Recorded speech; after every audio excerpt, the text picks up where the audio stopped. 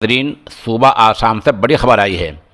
चुनाव के ऐलान के 24 घंटे बाद ही वहाँ की एक मकामी पार्टी बीपीएफ ने भारतीय जनता पार्टी से अपना समर्थन, अपनी हिमायत, अपना ताउन पूरी तरह वापस ले लिया है।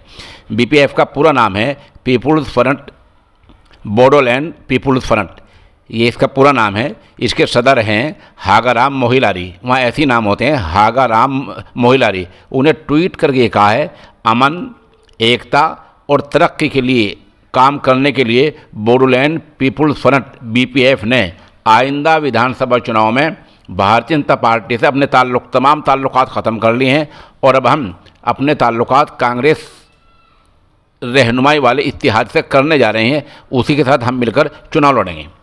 बता दें कि इस पार्टी की अहमियत क्या है। बीपीएफ ने 2016 में हुए आसाम असम्बली इंतखाबात में 12 सीटों पर जीत हासिल की थी, जो एक बड़ी बात होती है।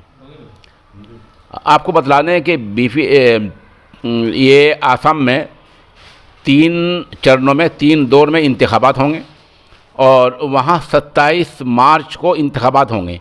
आसाम में कितनी सीटें हैं? आसाम में कुल 126 सीटें हैं।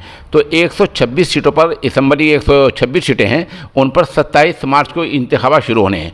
2 दिन पहले चुनाव का ऐलान हुआ है। ऐलान के 1 दिन बाद वहाँ की इस पार्टी ने, जिसके 12 मेंबरान असम्बली हैं, बीजेपी समर्थन वापस ले लिया है और ये बीजेपी के लिए एक बड़ा झटका है। बीजेपी वाले अब कह रहे हैं बाद में कि हमने पहले ही ये मन बना लिया था कि हम इसके साथ इत्तेहाद नहीं करेंगे, लेकिन ये बीजेपी ने बाद में कहा है, पहले उन्होंने अपना इत्तेहाद वापस ले लिया है।